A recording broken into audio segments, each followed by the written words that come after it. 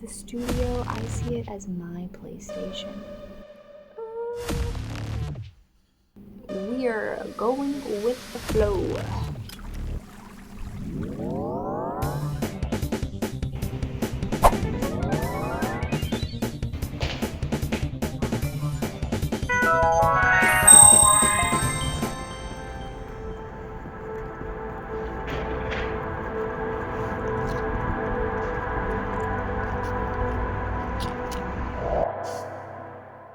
Oops, I did it again.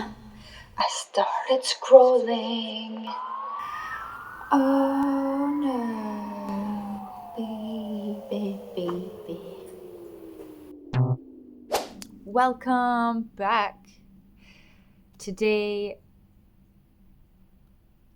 I'm in the photo studio / drawing room / thinking pad. And I'm thinking about a lot of things. It's great. Vlogging, cool style. I like it. Effortless almost, except for the editing part. Everything has been placed into the editing app, waiting for me to edit, and the first one comes out quite soon. You'll be seeing this video a lot later than when the first one comes out, but it's an evolutionary process. I'm still figuring out how to weave this into my way of being and into my life. How many hours of work versus how many hours of play versus how many hours do I get to spend with my family. I would love to make these videos for you all full time.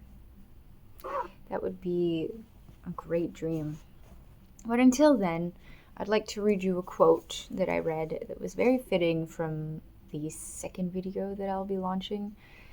And it's not from the same book, though. If you ever get a chance, this is another book that I really recommend. I'm only this far in, and I've had it for quite some time. It's kind of like a book that you pick up and you read a little bit, and then you ponder, and you come back to it when you're ready. Maybe for you, if you're up for it, you can do the whole book in one sitting. It depends on your style. For me, I like to pick it up every now and then and get inspired. Maybe read one or two passages and then meditate on all that. And integrate. Sometimes even integrate into my practice and my life. If you're an artist, this book is called, well, even if you're not an artist, this book is called The Creative Act, and it's by Rubin. Yeah. Make it up. While the emotional undercurrents of self-doubt can sever the art, they can also interfere with the creative process. Beginning a work, completing a work, and sharing a work. These are key moments where many of us become stuck. How do we move forward considering the stories we tell ourselves? One of the best strategies is to lower the stakes.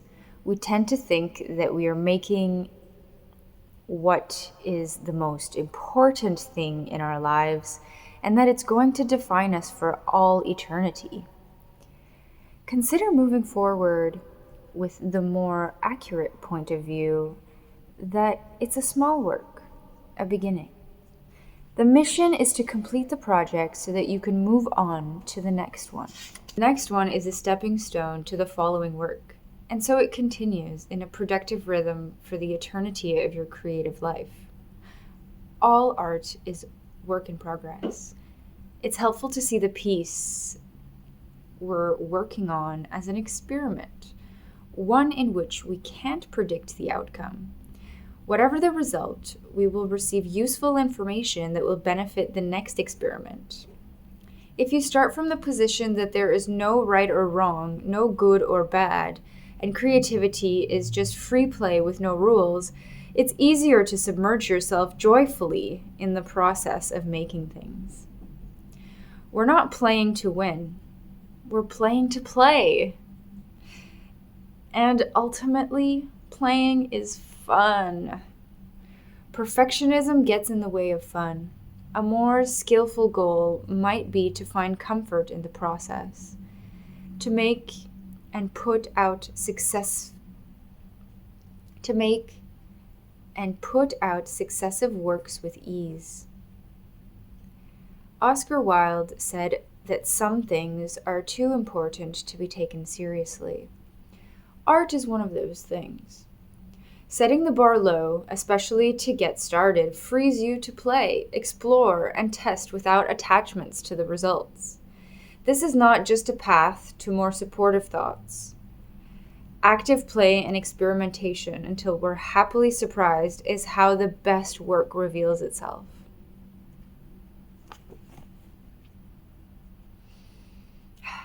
Let me read that again, actually. Active play and experimentation until we're happily surprised is how the best work reveals itself.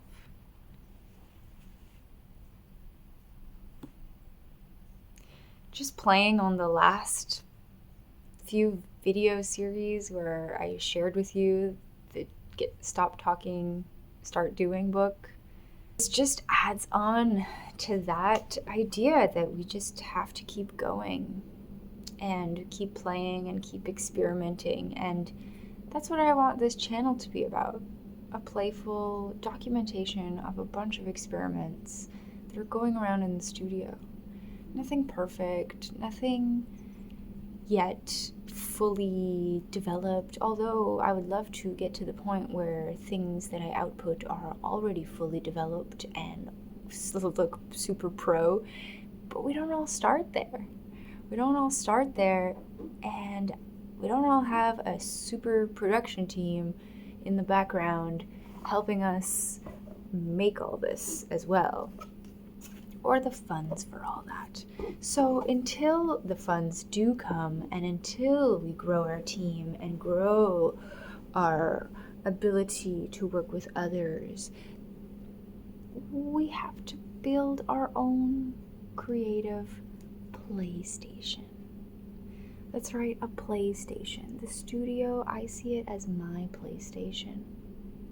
Somewhere where I go and I'm able to press play in my mind, on the keys, on the buttons, in the presets, morphing the presets, making my own kits. This is all a part of the creative practice and the creative journey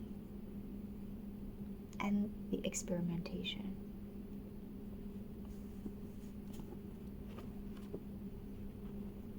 Make it up. Self-doubt is a crippling feeling. And I'm not a psychologist. It's just how I feel sometimes. The doubt does creep in, even someone who practices art regularly. Okay, everybody has that little negative committee sitting in the back of their head, and sometimes just have to push them aside. Push them aside. Maybe like this. Push them aside.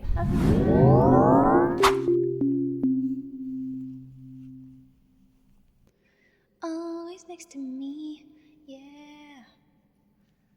Always next to me, yeah. Always next to me. Oh, we're not scratching. You want the comb back on? No scratching. This one really helps, actually. I never knew that this is kind of like what we did in therapy, but this makes sense. Listen to this. Another approach to overcoming insecurities is to label them. I was working with an artist who was frozen by doubts and unable to move forward. I asked if he was familiar with the Buddhist concept papancha, which translates as preponderance of thoughts. This speaks to the mind's tendency to respond to our experiences with an avalanche of mental clutter.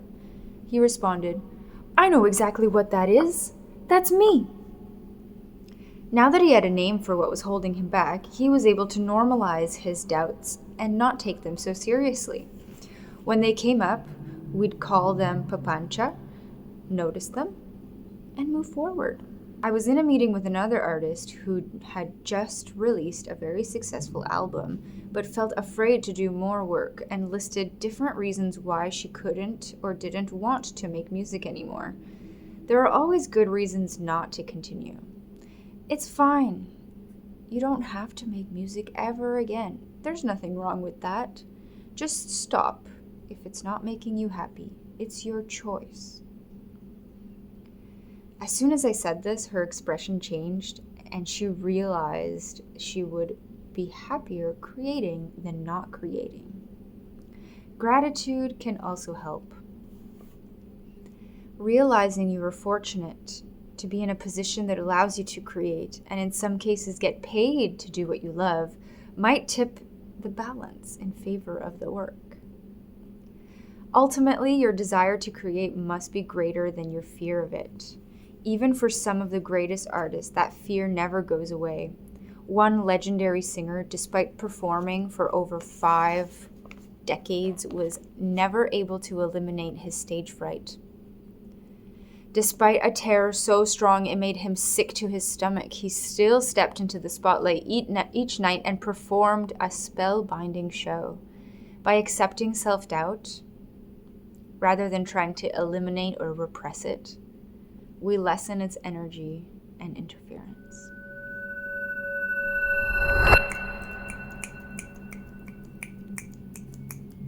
Poetic. I'll let that resonate with you, and we'll be back next time. Thank you all for watching. I hope you're enjoying these vlog series saga. I decided that they are more fun when I start sharing little pieces of my mind with you as I go. It's more fun that way, and that way you get to see into the eyes of the creative mind. Where I'm going with that, nobody knows. We are going with the flow.